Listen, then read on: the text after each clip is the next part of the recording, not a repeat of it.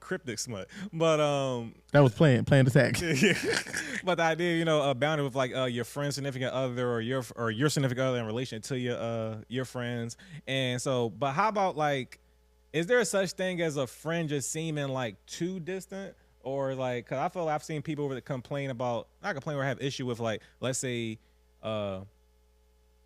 you're like one of my friends. So you my friend, and my girls come in the room like, yo, I feel like hit the vibe of your friend. I've seen that where like significant others will have issues. They will point out issues with friends because they don't like the energy between them. When it's like, but y'all also don't even have to be friends in the first place. But is there any thoughts about just like friends and other navigating? Some people being too close, some people not being close at all. Yeah, I feel like considering my history, I never really was big on having my woman around my friends. Like having a sense of who they are, having a solid, cordial relationship, I'm all for. But as far as in like it being like a huge friendship dynamic, I never was big on. I'm not gonna block it if it's like organic, but at the same time, it's just like just the way I was raised, the way I come up. I just was always, I don't try to be buddy, go lucky Joe. You know what I mean? It's like I'll be respectful, I'll be cordial. If we have a game night, I'm gonna be entertaining. That's all fine and dandy. But as far as in, if it's a gap in that that connection is like, like you said, why you care? That's like it's like what type of vibe do you feel? Like, do you feel like this person is closed off because they don't fuck with you? And then again, why do you care? But then if it's like what is your thought? I would have, for me to understand that, I would have to understand the person's thoughts as to why that matter. Because I don't want to disregard it and it be a validity to it. And I don't want to over pursue it and it just be like going down a rabbit hole or nothing. But in totality, when it comes to, let's talk about in reverse, friends becoming distant once you get in a relationship. Are you getting distant from your friends? I feel like I've learned that to be a natural thing because it's like if you are now in a relationship, your day-to-day activities and operations change. So you're not allocating your time the same to be in a group chat, to be around your friends. See, some people think, oh, you get in a relationship, you go cold turkey. No, but majority of the activities, if you have 80% single friends, are single activities that no longer involve you. So you find yourself less indulged into it. It's not necessarily a personal thing. It's more so just a thing where it's like, you know what? For what I'm trying to build, I'm building a family, I'm building a household. I got to be more invested into this than into that. And what I've noticed a lot of women to go through is I feel like female empowerment only fuck with single women. I don't see it as present for the ones that's in relationships. I feel like it's only a thing for the women that are single. Misery like company. You know what I mean? You said it, not me. But the fact of the matter is, and I've even asked women, so that's why I even feel the need to say it. I've asked women, and they'd be like, yo, you know what? It's crazy because the moment they get in a relationship, they literally just like get exiled, essentially. It's like, oh, you traded on us. And it's like, it's crazy because I feel like naturally in friendships in general, when you lose a friend, it don't feel good. But I feel like to feel like a motherfucker automatically is just no longer one of us. Like they not like us no more. The moment they get in a relationship is crazy. And I feel like I've noticed that a lot in that trend where it's like, there's a lot of empowerment when you by yourself. Go ahead, do this, that, and the third. But it's not as much support for them when they get in healthy relationships. Yeah, I think most people just have an issue with balancing things. That's when I always consider myself to have that strength where no matter what relationship I was in, who I was talking to, personals, whatever, I've always had a good balance of like, no, my friend's doing this, got this going on, this and that, whatever. And I think people just struggle with that. And I think women probably struggle the most. That's why they just... Yeah, because they get up under us and they want to be up under like, us. fuck them bitches. Like, no, my man. Then it's like, if it don't work out, now you gotta go back to your bitches. But the crazy thing is, I think that's because they was made out of our rib and they are a helpmate and all of these cool things. I feel like that's why the moment they get with a good man or whatever, or in a relationship, before they even figure out what it is just a sense of purpose there. And it's like, they want to overindulge in it. They become extremely, clingy and needy. And, as men, we like that, like not the toxic clingy, but just like the feel desired. It feels good. You know what I mean? So we indulge with that as well. And like you said, we are just naturally more better at finding balance because we don't lean on our friends for as much. So because we never had a certain level of community, now granted, I got a great friendships and I could lean on my friends, but I got to speak to being an anomaly.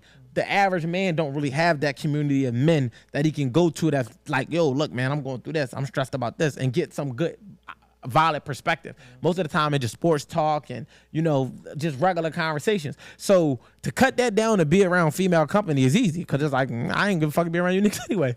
But for them where it's like all this emotional support and it's back and then it's this and it's that. And it's like now when you detach from that, it's like you jump on an island and then they feel like, you know, oh, now because you jumped in that situation, you no longer have time for us. But it's like, nah, like when you really are building something, it's like, I catch you and I catch you, you know what I mean? And I feel like it shouldn't have to be one or the other. It should be a balance. Like, absolutely. I got time for my friends and I got time for my relationship. And family as well. Family, yeah. I definitely tell I'm the one that kind of through all the years always said, yo, when the last time you hit up such and such? When the last time you did this? How about y'all go do that? Whatever. Yo, I be telling my girl the same thing. Do a girl trip, do whatever. Go hang with them. Leave me alone. All right, but it's like, it's always, I mean, I don't really just feel like it. And it's like, no, feel like it because you got these people thinking I'm the reason you're not around. And it's not me. It's you. My friends call. Yeah, I'm out. You know what I'm saying? And then it's like, don't try to be mad at me for going with my friends when I got the invite. When you turned down 4 birthday dinners, a girls' night out, a Galentine, all of this shit that you could have did, ladies there at the pool. No, you should have did that because the moment I get the call to go watch the game, my girl did her girl trip this year for the first time. I've been telling her to do for years. I was so happy for her. Have a great time. Do whatever. Yeah. Do it again. Do another one. Yeah, whatever. Like, because a trip for y'all is a trip for us. Absolutely. That peace of mind is priceless. But back to the smut though. I actually don't focus on my girl's friends. And so one of them in particular, like she cool, but we just don't. Actually, our best friend, we cool. We just don't click, and that's totally fine. I actually grown to understand that you just kind of weird. That's totally fine. Whatever. But there's one bitch insane though. To say, but yeah, one bitch though. It's kind of it's the vibe. For a specific story, right? So our baby shower, one of the most festive, joyous days you can imagine. A baby shower. Your first baby. First baby. In my home, not a hall. In the home. Damn. During the pandemic, life was in balance, precious.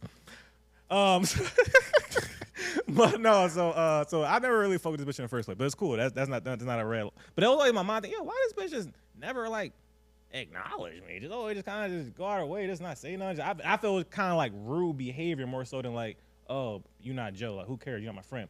But this day kind of crystallized it. So when she came into my house, the baby shower, late, walked past me, didn't even speak.